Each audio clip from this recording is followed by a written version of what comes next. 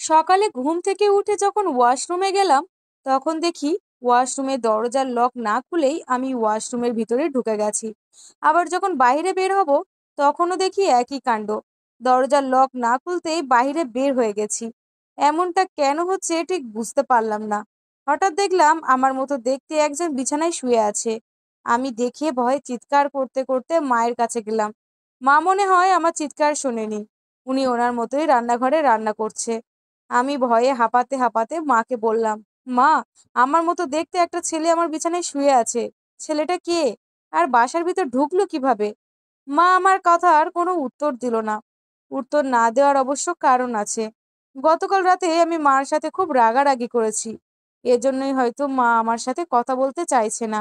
আমি রান্নাঘর থেকে বের হয়ে আমার নিজের রুমে আসলাম। হঠাৎ নিজের রুমের ফ্লোরে তাকিয়ে দেখি রিবোটিল ঔষধের 3টা পাতা পড়ে আছে।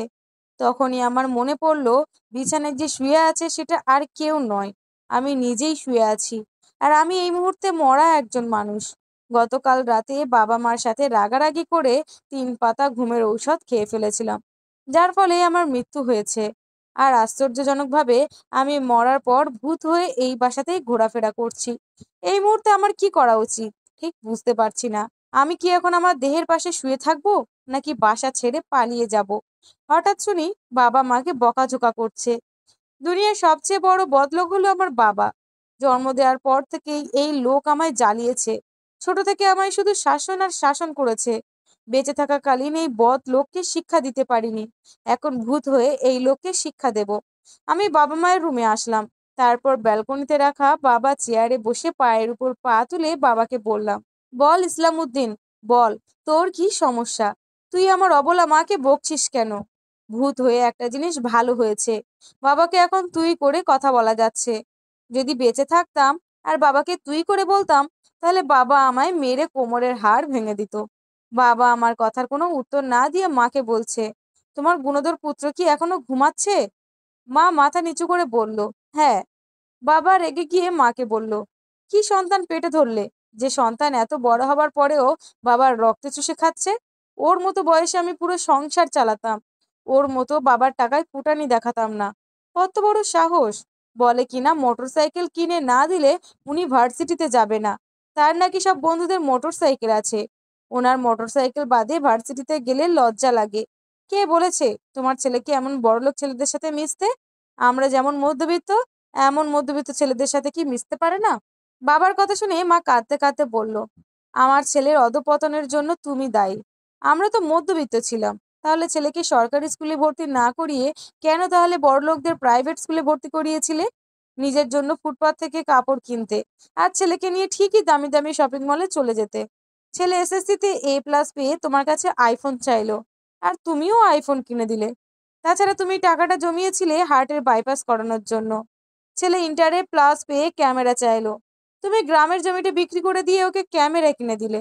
যখন ছেলে এগুলো দাবি করতো, তখন ছেলের গালে 2টা থাপ্পড় মেরে বলতে, আমরা মধ্যবিত্ত, আমাদের দামি ফোন দামি ক্যামেরা এইসব মানায় না। তখন তো কিছুই বলনি, তাহলে আজ কেন বলছো? মার কথা শুনে বাবা মার কাছে হাত জোর করে অনুরোধ করে বলল, তুমি থামো তো। এইসব কথা চিৎকার করে বলছো কেন? পিয়াস শুনতে পাবে। যদি এইসব কথা ছেলেটা শোনে তাহলে কষ্ট পাবে।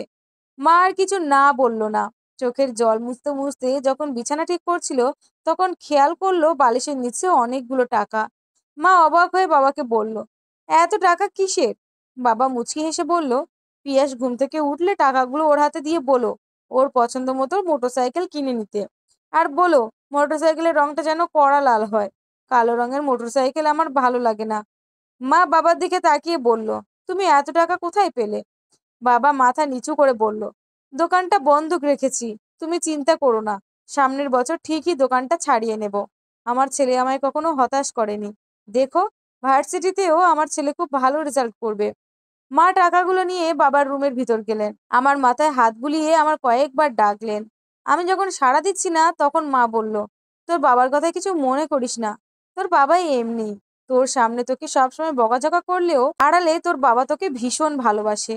চোখ মেলে দেখ, তোর বাবা তোকে টাকা দিয়েছে মোটরসাইকেল কেনার জন্য। এখন ঘুম থেকে ওঠ তাড়াতাড়ি। আর শোন, তোর বাবা বলেছে একটা লাল রঙের মোটরসাইকেল কিনতে। ভূতেরা হয়তো কান্না করতে পারে না, কারণ আমি অনেকক্ষণ ধরে চেষ্টা করছি চিৎকার করে কাঁদতে, কিন্তু কাঁদতে পারছি না। আমার এখন বাসা থেকে বের হয়ে যাওয়া উচিত, কারণ আমি বাবা মায়ের কান্না সহ্য করতে পারবো না। বাসা থেকে বের হওয়ার আগে বাবার পায়ে ধরে বললাম, বাবা, আমি তোমায় কখনো হতাশ করিনি, অথচ আজ তোমায় হতাশার সাগরে ডুবিয়ে দিয়ে গেলাম। আমি শুধু তোমার শাসনটা দেখেছি, শাসনের আড়ালে থাকা ভালোবাসাটা দেখতে পাইনি। যদি পারো তোমার এই হতভাগা ছেলেটাকে মাফ করে দিও। তোমার এই ছেলেটা আবেগে পড়ে ভুল করে ফেলেছে। বাসা থেকে বের হয়ে রাস্তায় হাঁটছি, আর তখনই মার চিৎকার কানে আসলো, পিয়াস, এই পিয়াস, কথা বল বাবা, কথা বল। লাল মোটরসাইকেল, কলমে আবুল বাশার পিয়াস।